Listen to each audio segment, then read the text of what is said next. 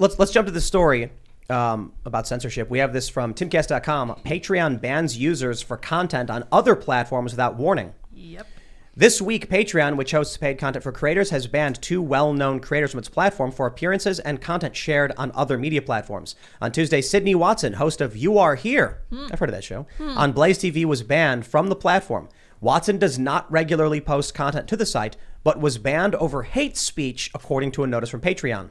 Watson's program on Blaze TV covers current topics, such as Disney employee walkouts. I think we know that. Plus, we have Elijah here, so we can move on. And we also had Josh Lakash. Is that how you pronounce it? Lake Cash, I think. Lake Cash? Cash, yeah. He was banned hours after appearing on Infor. So these are 2 accounts. But it's not just these individuals on Patreon. It's also Tucker Carlson got censored on Twitter, and Charlie Kirk, and the Babylon Bee.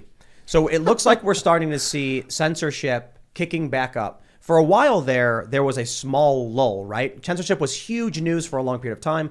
All of a sudden now, the reason I would say it looks like we're starting to see things kick into high gear is that Tucker Carlson getting censored is big. I mean, he's prominent. But seeing Sydney Watson get her Patreon banned when she doesn't even post to it is very interesting to me. Why would they shut down Sydney's Patreon? Here's my thoughts. She was getting about $1,000 a month from Patreon passively. This helps Sydney exist and do work and be influential. The midterm elections are coming up, and just 1 month ago, Mike Bloomberg said the Democrats are going to get wiped out. The polls are showing, as of the past few months, Democrats are getting wiped out. Mike Bloomberg was interesting because he said the reason they're going to get wiped out is because Americans perceive Democrats as being too obsessed with cultural issues and not economic issues. Well, why would people believe that? I mean, if you watch the mainstream media, sure, you might hear like CNN and MSNBC will talk some about the Democrats, but for the most part, no, they're trying to prop them up. It's channels like ours, it's shows like yours, Elijah, with Sydney, that are bringing up the cultural issues Democrats are engaged in, what the schools are actually fighting for. The teachers are trying to keep these things a secret. They don't want parents to know about it. If the parents didn't know about it, they'd probably not think Democrats were fighting for it. Because people like you or I expose this stuff, there's a perception growing among regular voters that Democrats are obsessed with cultural issues. Then they banned Sydney Watson seemingly out of the blue for no reason. Why? They want to start stripping away influence like we saw in 2018. The first Patreon purge, it happened just after the midterms. I think just around the same time as the midterms. We saw Carl Benjamin get booted, and then all of a sudden a bunch of people staged a mass exodus. I think it may have been before the midterms, actually. It's no surprise that right before Democrats start losing, their allies in big tech and media start coming after prominent influencers who are making Democrats look bad. Yeah, you know, first of all, on the Sydney issue, we have to focus on this. I'll comment on Josh in a second.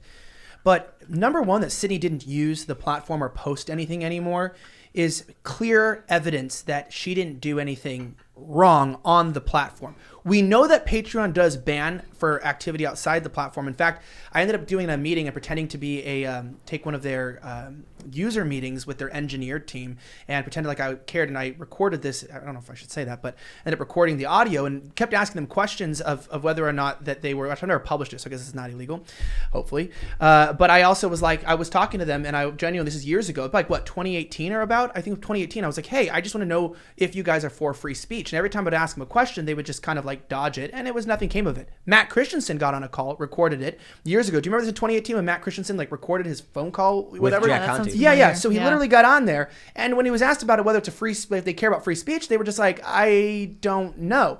So like basically, they didn't want to answer. So I looked back. I had tweets in 2018 saying I got to leave, and my first tweet of January 1st of 2019 was like, my goal this year is to leave Patreon, and I did, and I lost thousands of dollars prematurely because I knew that this would happen.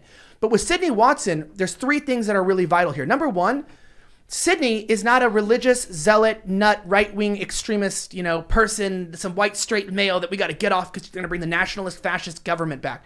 Sydney is a cultured, atheist, very well-spoken, well-researched individual who mostly just puts out on her own channel hyper-researched, well-thought-out scripted videos. She has no history of making extremist statements. She's never been a part of an extremist group. The closest thing she's ever done to extremism was run a men's right conference in Australia, another country, for their rights and to fight for them, which was controversial in Australia, which everything's controversial there. But more importantly, the ironic part is we run a show together now.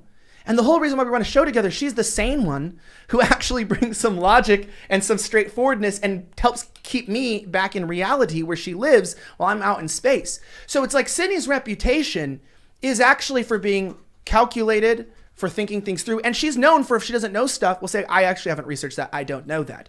So you're taking just a normal girl who's literally from Australia, who doesn't have a history of anything, gets deleted. You know it's targeting for a specific reason. And I'm wondering, though, with this, as they deleted her, I'm wondering if they're just testing who else they can delete. Because if they can get somebody who doesn't post but is still making money, I feel like it gives them the green light to go, well, let's go after other people too. There's no evidence, nothing happens.